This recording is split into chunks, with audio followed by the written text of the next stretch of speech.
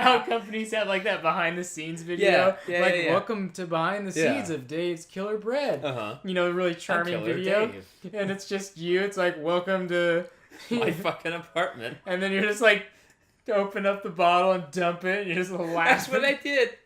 I poured in like an eighth of an inch of oil, and I just stood there and poured in salt. I just stood there rock still until like, yeah, that's enough salt. You just and then stirred it up, staring at the camera, and then then it like cuts to a closer in shot of you stirring it, and you're just smiling. But then and then as you're pouring it into the jars, your smile like turns into like a big wide open smile, and you're laughing a little bit, and then you're like tying the bow, and then putting the price, which is probably like $10 or more. Yeah. And then by that point, you're just maniacal laughter, and it's this really well thought out behind the scenes video that's just a big fuck you.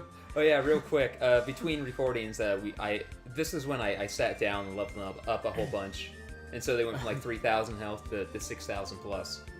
So now we're gonna go and do all the things that we had tried to do on the last episode, but got our balls completely exposed, just time and again. Oh, I gotta stop talking about the fantasy of you selling that salt. Oh my god. Like, I bought that stuff in the malls when I was younger and had, money in the military. Yeah. Oh yeah, and these are aliens. Those aliens that we fought. Which I love that about this game, that they just threw some weird-ass mystery alien in there, and they don't...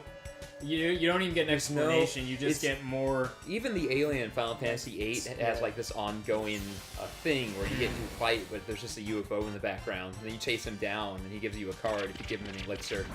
These are just aliens for no reason. And like someone heard a rumor about it once and tells you about it, and NPC's like, "Oh, I heard," right? Then they say, "I think so, yeah." So it's like if you happen to talk to this one NPC. They tell you how they heard this story about these aliens, and that's all you get to know. It was either that or Final Fantasy VIII had this in-game magazine, which is basically the 40 Times, where it tells you about just weird shit that's going on, and each of it hints at different things you can do. Like most of them hint toward how you get the demon train summon. Because it's like, oh, there are these mysterious tracks, or this thing got run over by something, and it says that in order to get the demon train, you need 6 of 3 different items, so 666. And each of those items are hinted at in the article, and it says something about a specific ring. Oh, that sounds so cool. Yeah, and then you do all that, and you get the fairly useful summon. It has a particular ability that I can't remember that you really need. I love when games do shit like that. Yeah, hint at this ongoing side quest. I think the first of those you find is on Disc 1, and you don't actually get it until well into Disc 3. You know what I hate and also kind of love about the era of multi-disc games? I guess it still happens these days with like chapters in a game, but let's say you just went to Disc 2 and you missed an item in Disc 1, you can never go back. Oh yeah. Like, you just can't for some reason get it. It's just not available because you should have got it before certain events happen. It's like, damn it, that seemed to happen a lot. Final Fantasy 8 and 9 are terrible about that. It's not a matter of it being different discs. It's just once you get to a certain point in the story, which technically is disc related, obviously. But once you get to a certain point in the story, in 8, it's due to time travel. In 9, it's due to mist and like vines spraying up everywhere. But significant portions of the world are suddenly cut off to you. Yeah. You can't go back to them because they're blocked by some mechanism or another. Yeah, that was such a strong theme that I always liked in games, that when I was younger and I would think of like, well, if I was going to write a game, what would it be about? I would always throw something... Hey! No playing right now. I would always throw some like idea like that in there. Like an ongoing thing, and if you miss parts of it in the earlier discs, back then, you would miss it. Riggs, you can't play... Stop playing with the kitties. In his defense, Negreto's in kind of a playful stance. So Negreto, stop tempting Riggs. Riggs, stop being so tempted. What's wrong with you? Why do you like to play? Just because you're a 6-year-old dog? You think you're a puppy? You get to play all the time? That's not right. But all you do is give me treats and toys. What about Bark Box? Riggs, I get a monthly subscription box. Personalized just for me. Yeah. Doesn't it sound like the height of hedonism? Riggs, stop stiffing the microphone. You're not a part. How many times do you have to tell you, Riggs, you're not a part of this LP? Don't be that guy. Don't make me stop your BarkBox subscription. That's punishment. But next month's theme is chicken. It's like a chewy chicken, and then you shove treats. Well, I guess you have to shove them up its butt. See, the themes don't get creative with BarkBox because they're for dogs. So well, why would they? It's not like, Loot Crate where their themes are kind of mysterious sounding. Yeah. It's like this theme's this BarkBox theme is beef. This one's just ball. Not even balls, just theme is ball. Like the most it's had a theme that I've seen was the Count Barkula. Oh yeah, the spooky one? Yeah. Other than that, it's just like, why is there a hippie? Count Barkula, who was just Dracula, had like 8 squeakies inside of his rectangular body. And Riggs ripped them all out. Oh no, Kitty, don't take any wires down. Negredo. He's mad because we didn't let him play.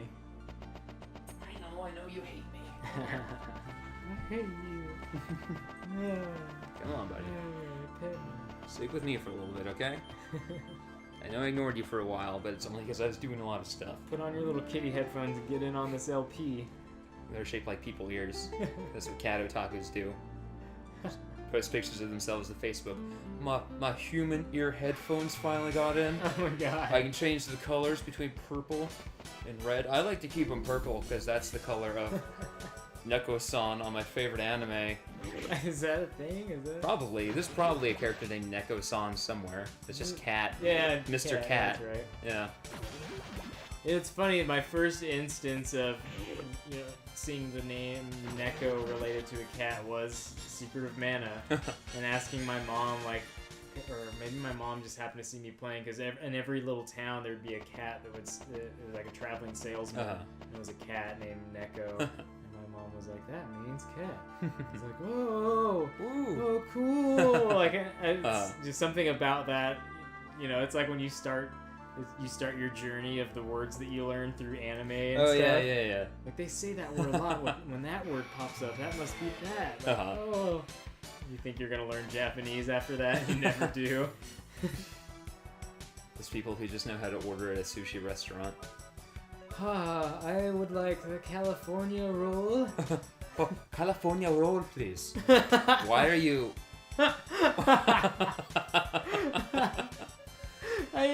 Even whatever accent that was, it was clearly not Japanese. No. Oh my god. Soy sauce? Oh, teriyaki soy sauce? What is this motion you're making, sir? Are you grabbing one of those conical hats? Oh, you're adjusting that hat that the kid's wearing at the end of the Sandlot. A big, stupid, big blue rimmed hat. So dumb. Man, they made a Sandlot too, and I this might not be true at all. Maybe I dreamed this or made it up whole cloth and forgot I made it up. But I think it opens up with like the main kid that it follows moving to the area with the Sandlot, and it's like, hey, I'm the younger brother of the other kid. No! And then it's like, wait, so your family moved away and then he grew up and you moved back? What the fuck is going on? Is the redhead kid still in there? I have no idea. Probably. The fat redhead kid. The ham. I think that The Sandlot is one of those movies that suffers from people quoting it, but misusing the quotes all the time. Like either misquoting it or quoting it when it just doesn't fit the situation. Oh, you're killing me, Smalls. That's the one. Yeah. Those people keep me from enjoying that movie. Well, we talked about that numerous times, about how the fans of things make us hate the thing. I hate it. I wish they couldn't do that. I wish their enthusiasm wasn't so infuriating. I know. I hate when people enjoy things. I wish they just enjoyed it a little less. Just moderate. Just enjoy it on the inside. Because it's like the people who are now immortalized in the various documentaries about the Phantom Menace, who stood in line for hours to see it, and then ran screaming out of the theater, Like, oh, it was so good. And then after the fever pitch had died, we're able to go, oh, that was terrible. But because they enjoyed it so much, they had to lie to themselves in the moment about how much they enjoyed it. So because I spent so much time leveling up, we're having much easier time with this. He's not just killing us in one hit. But man, he looks so cool right now. Yeah, he does. Oh, man. I mean, he could work on his calves a little. Yeah, and well, I guess his arms are the same size. He's just wearing a big, like, buckler or something on the left one. I do want to see if there's an art book for this game anywhere. Yeah. So, there's the little anime drawings and stuff that we get during the credits, but I would like to see all the stuff for, like, this guy here and whatnot. I'd like to see how disturbing some of it might have been, because there's some dark stuff in this game. Oh, yeah. I was surprised, like, the turning everyone into animal people, or having animals. Yeah, Al-Hazard talked about you turn them into monsters. Yeah, he's talking about, like, oh, you take an arm here and a leg there, and you move them around, and then suddenly you don't even recognize the thing anymore. Yeah, as it looks at you and, you know, asks to be killed. Al-Hazard, you're fucked up. It was just, you know, when, like, the monsters were bursting out of people, like, that was, because then they all were just, oh my god, they all died. Yeah, there's some shit. People burned. A lot of people burned. The whole town just caught on fire. So many deaths. Just making sure that was actually recording. Oh, we've been at this for 20 minutes and we have nothing. Come on, Lerm. Yeah, the whole town burned, and the other whole town got abducted for experiments. The town we're in now. Yeah. And the other town just got, like, fed seeds, and those made them into monsters. Yeah. I picture the monsters being made from, like, the inside out. Like, like, kind of bursting out of the person as the person's still alive. God, I was reading book 1 of part 2 of JoJo, and I forgot there's some significant body horror in there. Because San Viento and the other Pillar Men, they just kind of absorb things, eat them. Yeah, that's right. So there's that scene where he breaks all his bones so he can go into the vents, and then he shoots out, and he's inside of a German soldier, and first the soldier's just kind of like swelling up, and then if he goes to say something, and his whole jaw just kind of sloughs off. Yeah. But it's not just the jaw, it's like it just like cuts a groove through his whole chest. And then basically as San Viento's inside of him pointing, he's just like breaking like a snake skin. That's fucking awesome. Yeah. God, the Pillar Men were so cool. Oh man. It's the prettiest men. Mm-hmm. Especially Whamu. Yeah. So he's the only one that had any kind of respect. Sense of honor. It's like Dio is arguably worse than Cars, but Cars I hate a lot more than Dio. Yeah. Because Dio also has some kind of charisma and never objectively cheats, whereas Cars is like, okay, I'll fight you, Lisa. He's like, haha, surprise. Yeah. No, that was just some dude who looks like me. Haha, I win. It's funny that you mentioned that, because I was thinking about how so often you'll be watching an anime and then it's like it comes down to the fair fight or like the tournament, and you're like, don't have a fucking tournament, just everyone gang up on him and fucking kill him, you know? But like that's how you get shit done. But then when it does happen, like the fair fight, and then someone breaks the rules, you're like, bastard. How do you break those? You said you were gonna fight, just you one-on-one. Yeah, the great thing about Dio having the ability to still be liked is that plays into his character so much with that charisma that his character has. Once you get to part 3 especially, where it's like some of the people they beat but don't kill still kill themselves. I'm like, why would you do this? And like we can protect you from Dio, and like I'm not afraid of Dio's wrath. I'm afraid of living a life where I've disappointed Dio. Yeah. And I really gotta finish that. I think I kind of was watching too much too soon. Too fast. I watched the first couple episodes of, I guess it's season 3, and then I skipped ahead to the fight with Dio because I dropped off for a long time, and by the time I picked it back up, it was already done. So like, I just kind of want to watch that part. Yeah. Because going through the whole Arcana deck one episode at a time was tiring. Some of them just are. It seems pretty filler-ish. Oh yeah. Like we gotta pump out an episode this week type thing, and they're important ones, like the fight with what's his name, Centerfold, and the Hangman. Yeah. So that's pulling around the whole storyline, but yeah, a lot of them were just kind of. Some of them were really interesting, but then yeah, a lot of them were just kind of like the Tower of Grey, where it's like, okay, that explains why the plane went down, I guess, but I don't know, it feels like it could have been done a lot faster. Or the one with the car, the guy whose stand was the car. Oh yeah. And it was just like. It was just because they wanted to make a reference to all that rat fink art, you know, like those rats with the big eyes. They're like in the car. I felt like they wanted to just do it. They just wanted that. Like they wanted something with the one big arm. I mean, but the good thing about those filler episodes, at least that one, they're even though they are very filler like and have nothing to do with the story, they're at least entertaining. Yeah. They're ridiculous. Oh yeah. They're outrageous at least. But yeah, it was just like they kind of put the story off for a while, and it's just this guy with this stand. And like, oh, what's the stand gonna do this time? And how is JoJo gonna punch it? The thing I like about Star Platinum is that even though he ends every confrontation with punches, he doesn't resolve every confrontation with punches. It's often all his other abilities that come before. Yeah. And then it's like a cherry on top. It's like, okay, now for 1,000 punches. It's real quick, this we got the Boomerang Blade after he defeated Boomerang, and now he's back as Boomerang Flash.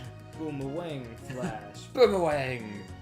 But, like when they fought the lovers, I just like that part, because it shows you just how fast and precise Star Platinum is. Yeah. Because the lovers is, I don't know, the size of a blood cell? Yeah. Approximately, maybe smaller.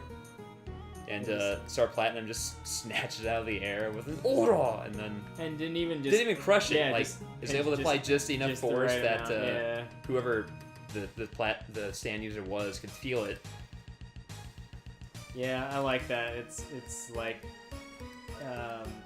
Jotaro had to really just outsmart the enemy first, and then just got to punch the fuck out of it. And the fight with Dio is that for like 4 episodes. It's great. Man. And I didn't notice that his name was just Rain Flash. Oh yeah, because they can't fit it all. Yeah, because they only have so many characters back in the day.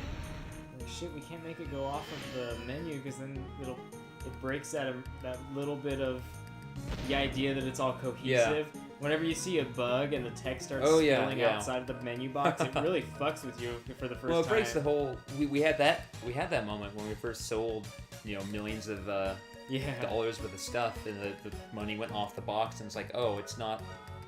That's just the background, and that's on top of it. And it's just text that's being, there. It's not something that's predetermined. It's, you know what I mean? It's not something that's being dynamically, modified in order to fit the boundaries of the space. Like, I don't know if it's any kind of immersion, but you're at least convinced by the idea that everything is solid and put together. Yeah, that's immersion, I think, because you're playing the game and you're not expecting anything to just break. Everything is playing by rules, and as soon as that happens, it's like, well, maybe I can break in other ways. Yeah, I just watched about a 2-hour speedrun of Pokemon Blue, where the guy got all 151 Pokemon in 2 hours, because you can just break the game so hard that you can manually spawn in Pokemon that aren't in Blue. You can spawn in Mew with that glitch I told you about.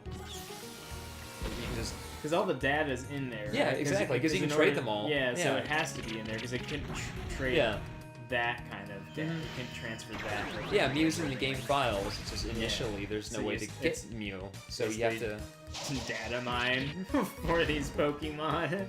Well, it's really interesting the way they do it with Pokemon, because the it all has to do with the game's memory and where it stores different things. Like that's why the missing number glitch works the way it does. Is because you do something, and the most popular missing number glitch is the one where you talk to some old man, and you fly to a specific spot, and then you swim up and down this like little bit of coast. Oh. And that part in particular, that you're swimming up and down, is weird, and I guess can give you a bunch of glitch Pokemon.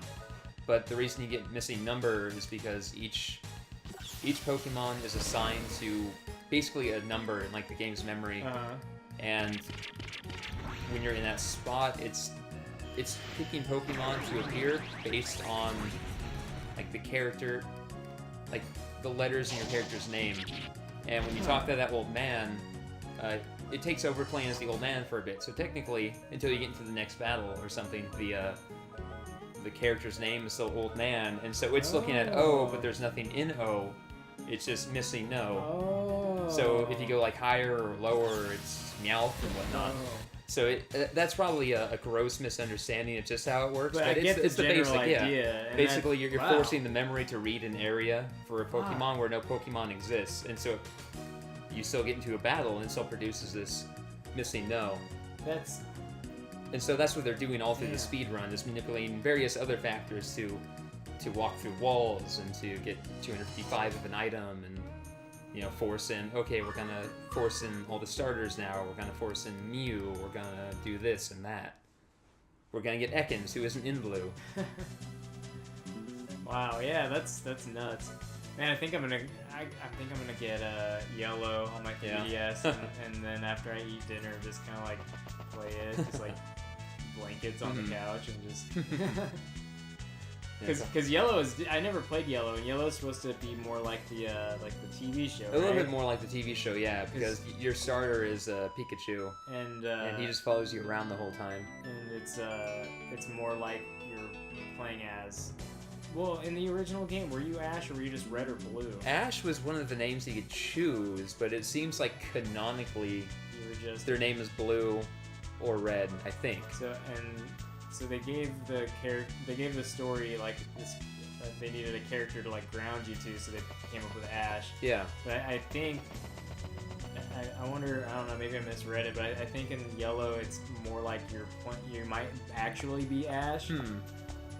Because you have Pikachu and everything. But either way, I remember getting red and then hearing about yellow coming out and being like, man, I want yellow. But I can't. I barely got my parents to buy me red in the first place. Like, I can't dare ask for. Can I get the other one? Don't you already have that one? Well, it's like it, but it's just a little bit different. Like, fuck that. Can't you fucking get Pikachu on just in yours? Like, yeah, but. Yeah, but it's not right from the start. I'm not fucked because I have to go fight Brock first. Let me explain. It's like, no, I can't do that. Man. So I kind of always resented that I got it red, because I got it really close to, as far as I can remember, I got it really close to release because I wanted it so bad.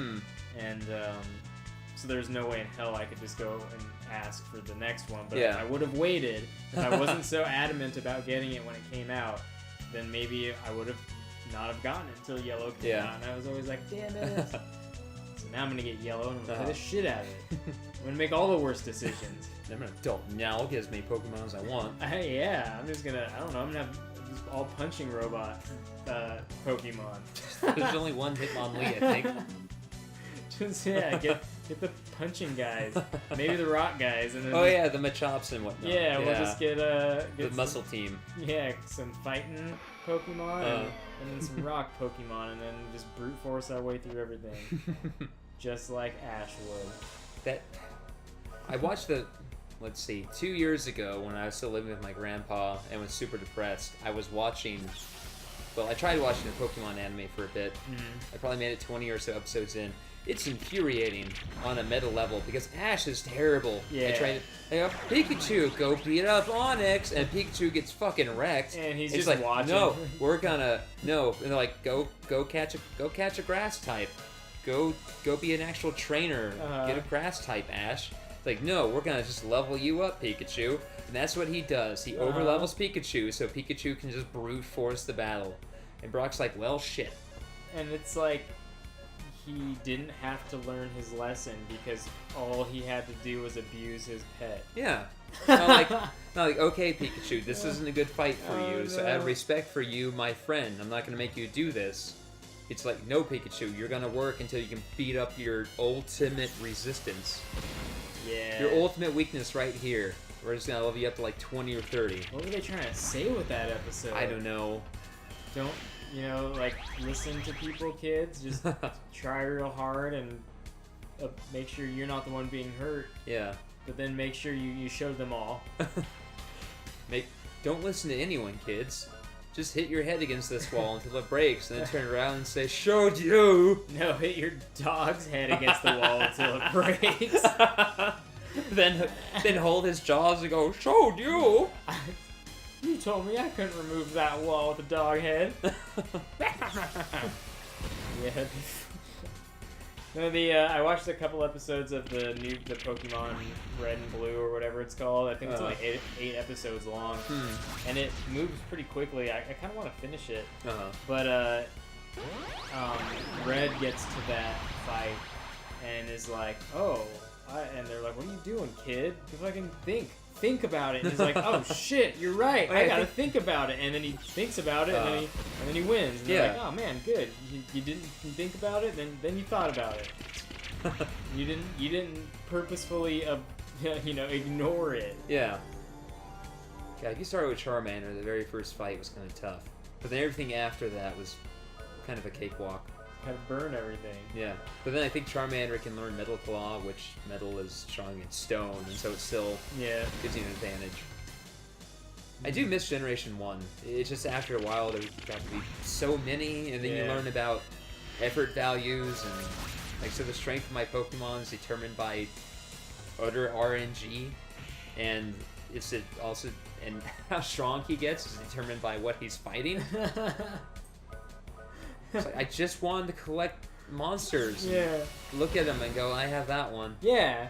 You know, get into fights and stuff because that's fun. Yeah, like the rabbit hole on Pokemon is fucking nuts. People just spending like 100 hours to get the perfect Ponyta, or some guy restarting his game tens of thousands of times over 4 years because he wants to get a shiny Mewtwo.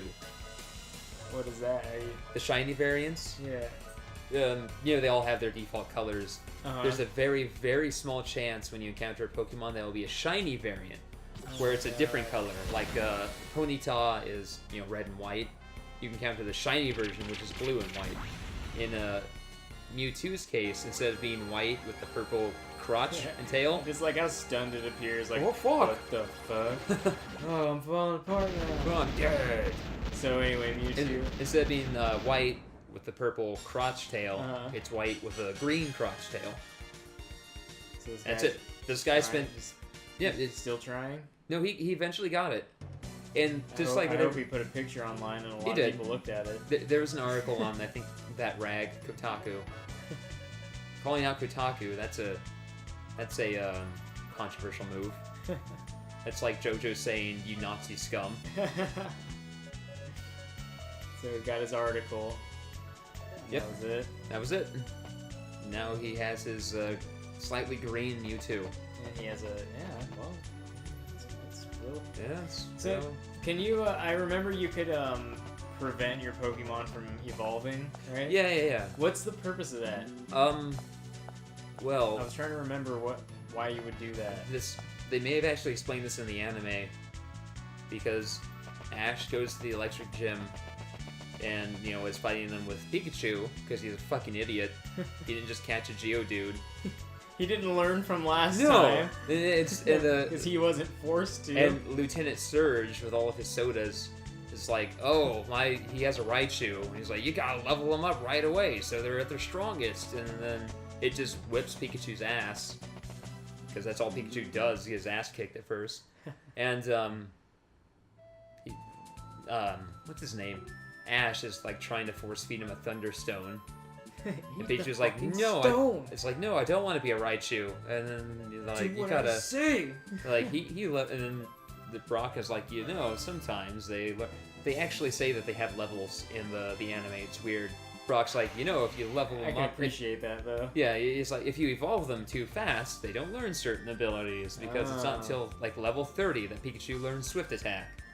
And so he makes Pikachu level up some more, and then he swift attacks his way to victory. I want to know what Swift Attack looks like. Level up now! Pika! I'm exhausted and dying. I want to know what it looks like.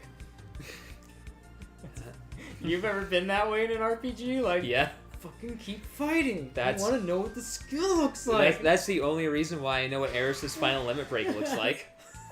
And that's the only reason you're going to know what it looks like. Riggs, you can't walk this way. You're not Aerosmith. This that was the worst. Lay down, Riggs. Get out of here. That's the only reason we're gonna know what Eris' final limit break looks like. It's because we're gonna get to the Temple of the Ancients. We're gonna get to the final. Let's see. You fight one boss. Riggs, lay down. He takes the longest to lay down. I know. When he doesn't want to lay down and you want him to lay down, he takes so fucking long. Riggs, I know you're tired. Just lay down. You're always tired. Anyway, you get to the. I should explain what's going on real quick. There is an optional boss in here, a golem named Lucifer, I think. He's located in a very specific part of this desert. Usually you don't get random encounters while you're in Punchbot. This is the only encounter you get into in Punchbot. So to make searching for him faster, you climb inside Punchbot and then walk around in his area until you encounter him. I just like to think that we're just practicing Punchbot's strut, like Oh, yeah. walking at the diagonal, like that. Yeah. Lean back and strut.